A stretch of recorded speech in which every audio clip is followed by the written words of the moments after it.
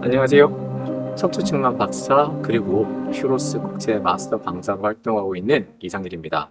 자, 오늘은 보조기에 대한 내용을 조금 더 이어서 말씀을 드리도록 하겠습니다.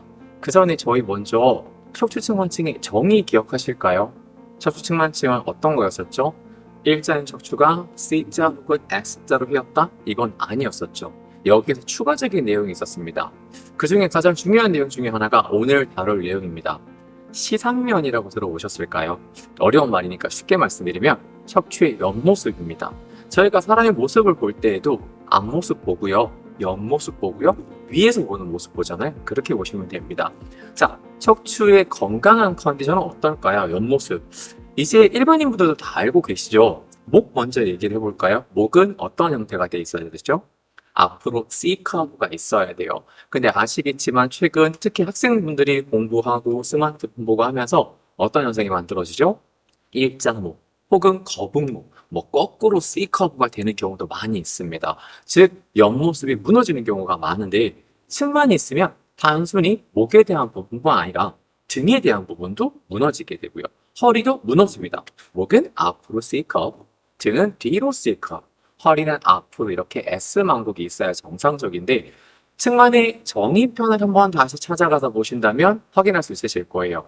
측만에 있는 분들은 거의 대다수가 옆모습이 정상적인 상황보다 각도가 커지는 것이 아니라 줄어들게 됩니다. 그래서 측만에 있는 분들은 많은 분들께서 일자목을 가지고 있고요.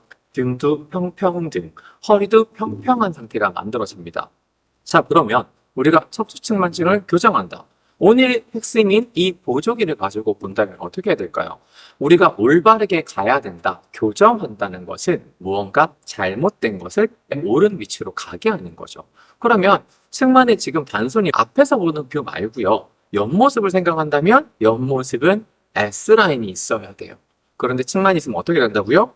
그 정도가 감소해서 목이 가지고 있는 C커브가 일자화되거나 거꾸로 되고요.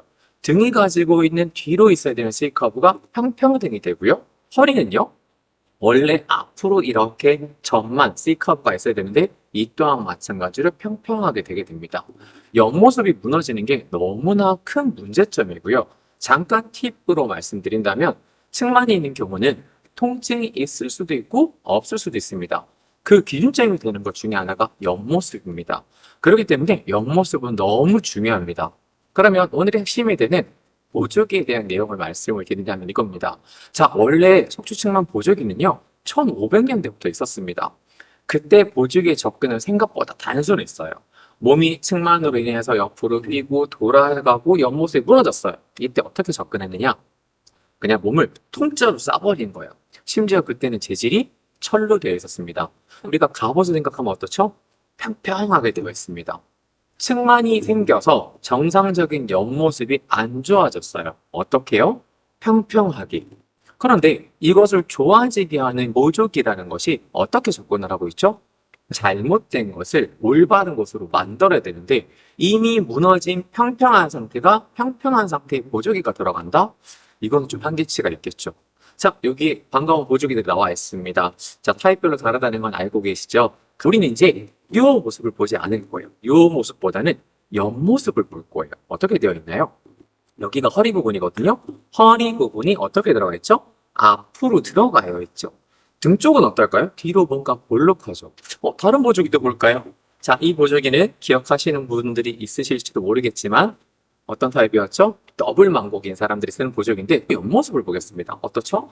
허리 부분은 앞으로 들어가 있습니다. 등은요? 뒤로 가요 있죠. 왜 허리 부분이 앞으로 가야 있을까요? 그렇죠. 건강한 척추 옆모습은 어떻다고 말씀드렸죠? 앞으로 들어가 있어야 돼요. 그러면 등을 우리가 후만으로 만든다. 등을 뒤로 C컵으로 만든다. 그렇다고 해서 우리가 가슴 가운데 단단한 뼈를 뒤로 막 밀까요? 물론 운동에서 그렇게 접근할 수 있습니다.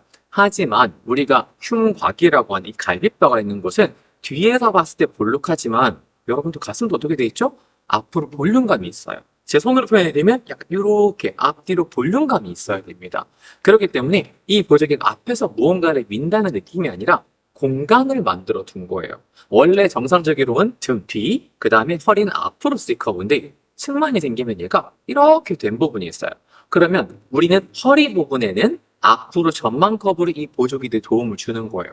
그러면 등에서는 어떤 자극을 주지 않더라도 여기에 자극을 받았기 때문에 등 부분도 약간의 후만으로 가는 영향을 받을 수 있어요. 그리고 또 하나가 있습니다. 저희는 뭘 하죠? 분당 12에서 18회, 사람마다 조금 다르지만요. 그 정도의 호흡이라는 걸 하죠.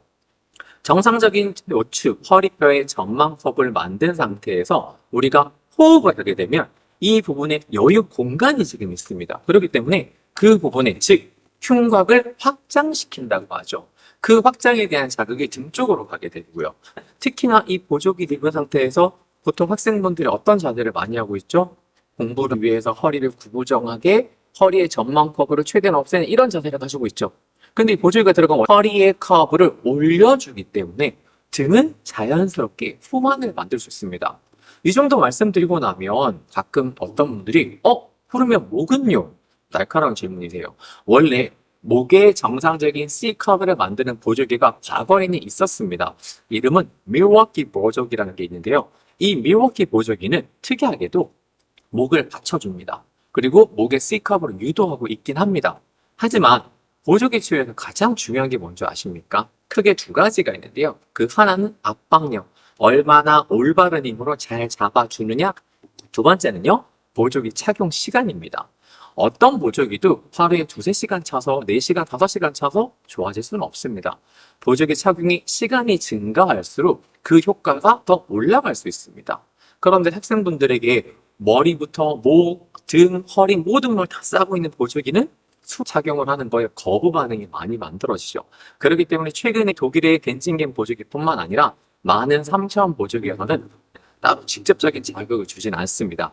자, 다시 정리드리겠습니다. 지금 저희 보조기에 3가지 디자인이 있는데요. 모두 다 어떻게 되어 있다고요?